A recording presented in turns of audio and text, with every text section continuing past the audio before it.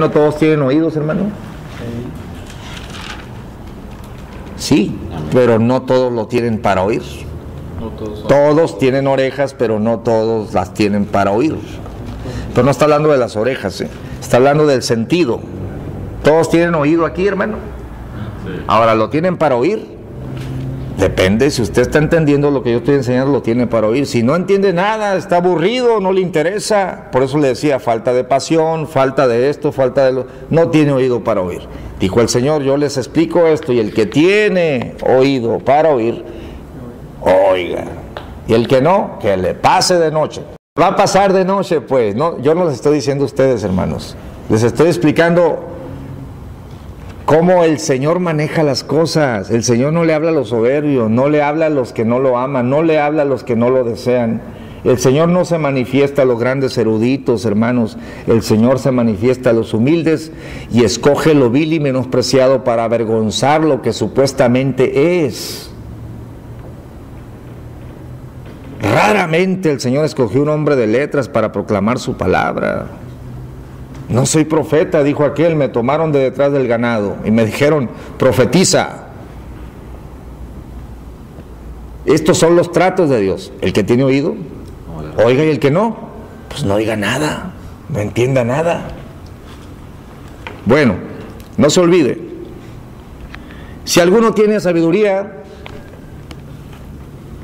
hermana Dina, si alguno tiene sabiduría, cuente el número de la bestia. ¿Y su número es? 666. Pero ojo, hermanos, ¿quién va a contar el número de la bestia? ¿Quién? El que tiene sabiduría. El que tiene sabiduría. ¿Y el que no tiene? Pues que le pase.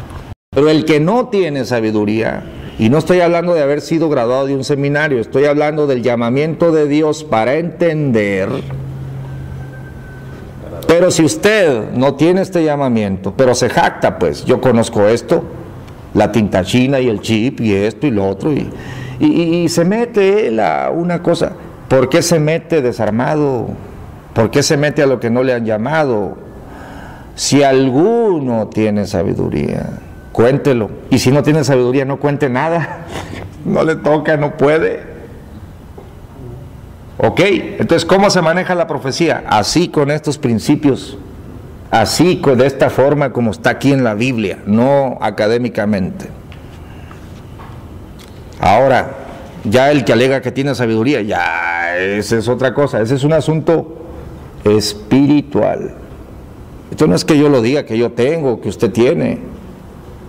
¿Me explico, hermano? No se puede alegar esto ya se tiene.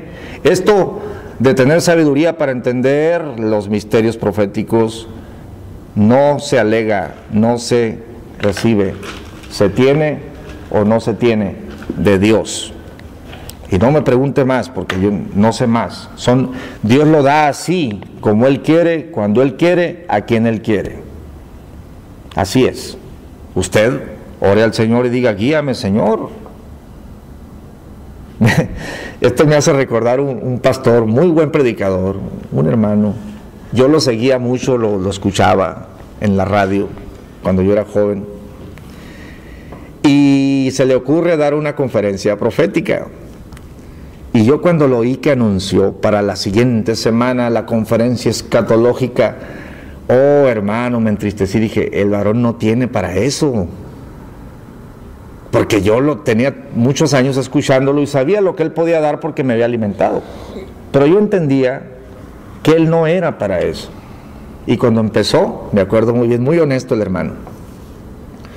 Oh hermanos, vamos a hablar de la abominación espantosa, hermanos. Esto está difícil, hermanos, porque allá en el tiempo de los griegos hubo varios Antíocos, hermano. Antíoco Epífanes y Antíoco el otro, 3 Antíocos, el hijo, el nieto y el bisnieto. ¿Y cuál de estos 3 Antíocos será? Un Antíoco, 2 Antíocos. Oh, hermanos amados, ¿están nerviosos? Amén, dijeron la gente. Yo también, pidámosle al Señor que nos ayude. Y todos sueltan la carcajada. ¿Para qué se mete a explicar algo que no? Pero él era honesto, un Antíoco, 2 Antíocos. Oh, hermanos, pidámosle al Señor que nos ayude con los Antíocos. Y es lo mismo que a veces se ve en las famosas conferencias proféticas, de gente que quiere explicarlo. Cuando una persona te diga a ti, yo te voy a explicar de la A a la Z, miente. Revelando quién es el anticristo también. Y yo te voy a, miren hermanos, anoche, estando yo en este tema, no sé, puse en Google ahí, y ¡zas! Me fui a un tema ahí y sale ahí, una conferencia profunda, escatológica, 3 eruditos sentados ahí, dice, posible candidato al anticristo. Oiga, ¿ya hay candidatura para el anticristo? ¿Ya hay candidatura? Los últimos estudios escatológicos indican que puede ser él. Oiga, ¿es así? ¿Esto es así? Esto no es así, señores, esto no es. Pues Hugo Chávez, allá en el tiempo unos dicen que es Obama, otros allá era el pobre de Saddam Hussein que ya se lo echaron al plato. Y el Papa y el otro y Hitler. Hermanos, no se maneja así la profecía bíblica, no es así. Dejémonos de cuentos chinos, vamos a la palabra como está. Y si no sabemos, digamos, no sabemos. Pero lo que sabemos hablamos y lo que hemos visto testificamos. Amén. Bueno, entonces, Señor, ¿por qué tú les hablas por parábolas? Bueno, yo se las aviento, el que tiene oído para oír, oiga. Entonces, acercándose los discípulos, Mateo 13:10, le dijeron, ¿por qué les hablas por parábolas? Él respondiendo les dijo, porque a vosotros os es dado saber los misterios del reino, mas a ellos no les es dado. O sea que a unos les es dado y a otros no les es dado. ¿Por qué, hermano? ¿Por qué esto es así? Porque a cualquiera que tiene se le dará y tendrá más, pero al que no tiene, aún lo que tiene le será quitado. Por eso les hablo por parábolas, porque viendo no ven, o sea, me tienen en poco, no me creen. Oyendo no oyen ni entienden. De manera que se cumple en ellos la profecía de Isaías que dijo, de oído oiréis y no entenderéis, y viendo veréis y no percibiréis. Porque el corazón de este pueblo se ha engrosado. O sea, es un problema de soberbia, es un problema de altanería, es un problema de ceguera, es un problema espiritual. El corazón de este pueblo está grueso y con los oídos oyen pesadamente. Han cerrado sus ojos para que no vean con los ojos y oigan con los oídos y con el corazón entiendan y se conviertan y yo los sane. Es decir, quisiera bendecirlos pero no puedo. Entonces se las digo en parábola, entiéndelos si puedes por tu soberbia. Así es. Pero bienaventurados vuestros ojos porque ven, y vuestros oídos porque oyen. Porque de cierto os digo que muchos profetas y justos desearon ver lo que veis y no lo vieron, y oír lo que oís y no lo oyeron. Hasta este punto, hermanos, yo he estado explicándoles los principios, estos son los verdaderos principios de escatología o de profecía bíblica. He tocado como 7 u 8 puntos. Otro punto, parece que ya lo mencioné. Dios trata con las generaciones. Mateo 12:39. ¿Qué dice Mateo 12:39? Y él respondió y les dijo, la generación mala y adulterina demanda señal, mas señal no le será dada, sino la señal de Jonás profeta.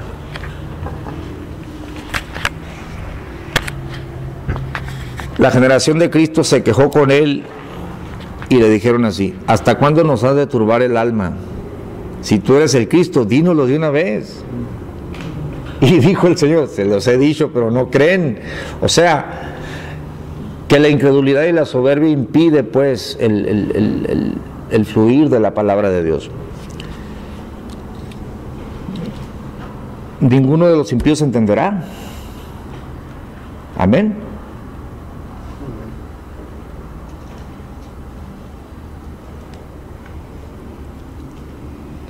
Bueno, a ver, sí. Nada más quería comentar yo, ¿verdad? En ese mismo pasaje, un versículo anterior, pues, un versículo anterior decía, pues, que si tú eres el maestro, pues deseamos de ver de ti señal. Ajá. Entonces volvemos a lo mismo, ¿verdad? Que decía hace rato, pues, que las señales son para los incrédulos. Y a veces nosotros cuando estamos hablando acerca de profecías y estamos buscando señales para poder creer en la profecía o poder demostrar la profecía, por lo mismo que hay incredulidad de nosotros, pues también. ¿Verdad? Es por eso que se buscan señales, se buscan números, se buscan tal o cual cosa para poder indicar que este es el anticristo, o este es el tiempo de la redención, o este es el tiempo en que empieza, porque buscamos las señales porque no tenemos la suficiente fe, pues, para esperar el cumplimiento, ¿verdad? Así es. Y hay veces que el mismo Señor nos da señal por nuestra debilidad, hermano. Pero hay que tener en cuenta esto: cuando Dios da la señal, ya es de Dios. Sí. Andar buscando nosotros, eso es lo que está mal. Mire aquí, por ejemplo, hablamos de la señal de la Virgen. Pasaron aproximadamente 740 años. Ahorita ya la sabemos porque fue explicada. ¿Quién la explicó? Mateo. Esto fue lo que dijo el profeta, una virgen, miren. Y el ángel se le apareció a María. Ya se cumplió, ya lo sabemos. Pero yo quiero hablarles ahorita un poquito de la gran luz que resplandeció en Isaías 9. Hablando de las señales, Isaías 9, 1 y 2 dice: mas no habrá siempre oscuridad para la que está ahora en angustia, tal como la aflicción que le vino en el tiempo que livianamente tocaron la primera vez en la tierra de Zebulón y a la tierra de Neftalí. Pues al fin llenará de gloria el camino del mar, de aquel lado del Jordán, en Galilea de los gentiles. El pueblo que andaba en tinieblas vio gran luz. Los que moraban en tierra de sombra de muerte, luz les resplandeció. Ustedes saben bien que se refiere cuando Cristo Jesús se manifestó como el Galileo y toda aquella gente miró su ministerio. Pero quiero decirles, hermano, que cuando Cristo nació, he aquí la Virgen concebirá. ¡Qué gran señal! ¿Cuántos se dieron cuenta? ¿Cuántos se dieron cuenta de esa señal? Nadie, nomás los ángeles, ¿no? No, si se dieron cuenta algunos humanos, los pastores que estaban allá. ¿Por qué Dios no se lo reveló a los sumos sacerdotes? Porque no era para ellos eso. Ajá, y por la condición de su corazón. Los pastorcitos ha nacido hoy en la ciudad de David un Salvador. ¿Pero cómo? Sí. Otros, los magos de Oriente, los Reyes Magos, ¿quiénes eran ellos para que Dios les dijera: miren, esta estrella, síganla? ¿Y los grandes eruditos de profecía dónde estaban?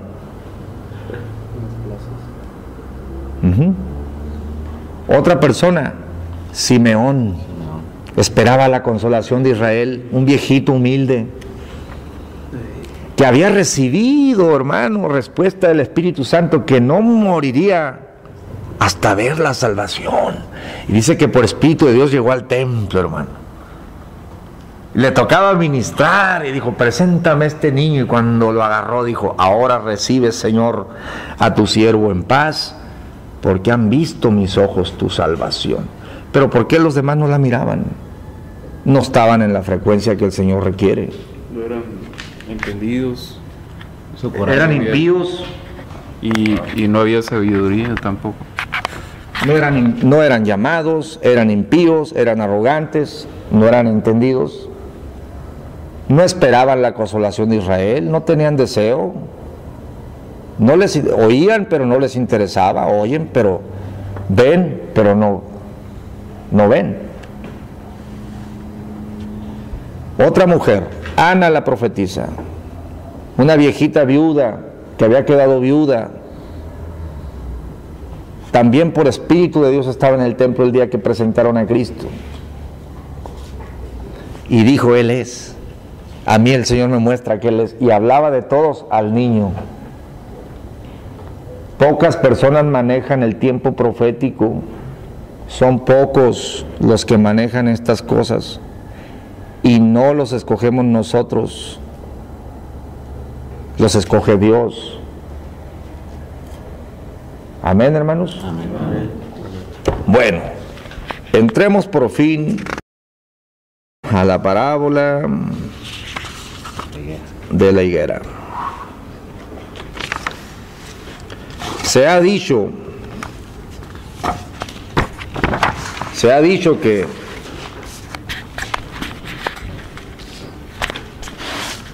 Mateo 24:32, de la higuera aprender la parábola. Se ha dicho, se ha sostenido que la higuera es el pueblo de Israel. Y yo estoy de acuerdo.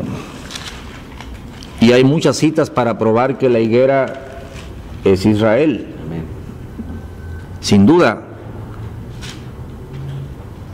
En lo que yo no estoy de acuerdo es en la siguiente frase: cuando ya su rama se enternece y brotan las hojas,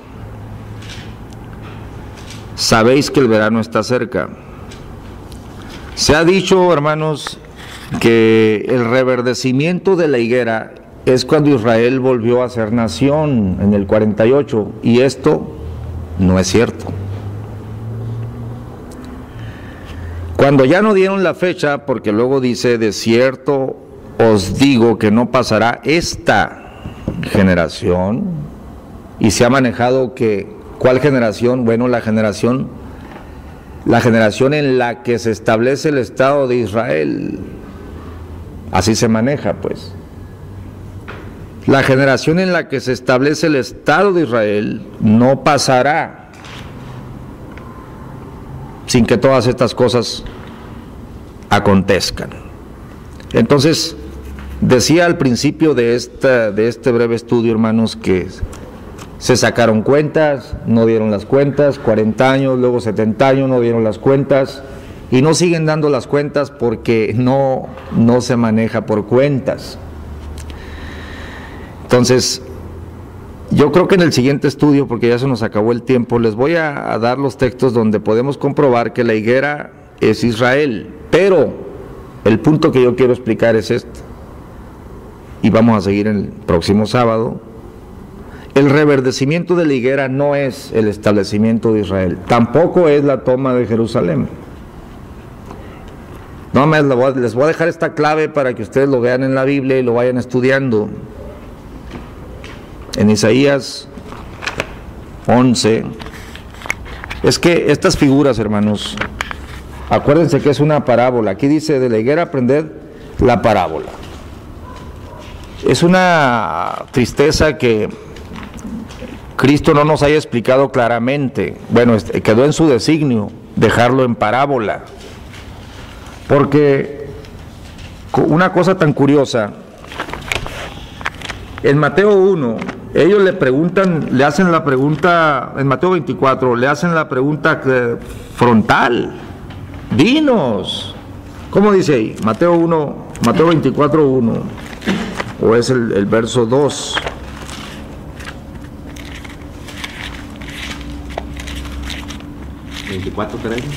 ¿Cómo dice 24:3? Dinos cuándo serán estas cosas y qué señal habrá de tu venida y del fin del mundo. Otra vez el cuándo, dinos cuándo, pues, serán esas cosas y danos una señal de tu venida. Qué chulada, ¿no? Una señal de tu venida para ya saber, ya. Ahí está, ya viene. Entonces el Señor, en vez de, sí les da una señal, pero se las da en parábola. Qué emocionante es esto, hermano, que Cristo haya, y no la explicó, nada más la dio así, órale, de la higuera, ahí está. Y ese es el meollo del asunto de la profecía que todos traemos. A ver, cuéntale los años ahí. Entonces, pero al afirmar una cosa que no está conforme a la Escritura, todo se tuerce, porque si te equivocas en algo, todo lo echas a perder. Reverdecer, hermanos, en la Biblia, no es que la nación de Israel se volvió a considerar Estado, tampoco es que se toma la ciudad de Jerusalén. Les estaba dando la cita de Isaías 11. Y en Isaías 11 se habla de un tronco que estaría cortado.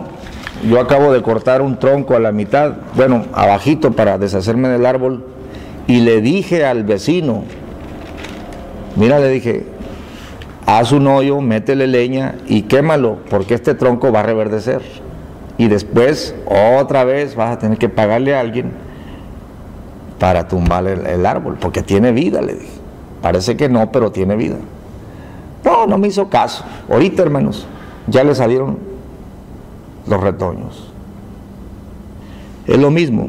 Habría un periodo de devastación, porque cortar un árbol es quitarlo y dejarle el tronco, pero en medio del periodo de devastación saldría un retoño, una vara, un vástago retornará. Bueno, con esa clave quiero que ustedes investiguen qué es el que la higuera reverdece. Otra clave, dijo el Señor cuando lo estaban crucificando o cuando lo iban a llevar a la muerte, las mujeres lloraban y dijo él, hijas de Jerusalén, no lloren por mí. No lloren por mí, yo no tengo problemas. Lloren por vosotros. Yo no tengo problemas. Ustedes y sus hijos tienen problemas. Yo soy el palo verde. Y si del palo verde están haciendo leña, ¿qué no harán de ustedes? Entonces, investiguen en la Biblia qué es que Israel vuelve a reverdecer. Amén. Dios les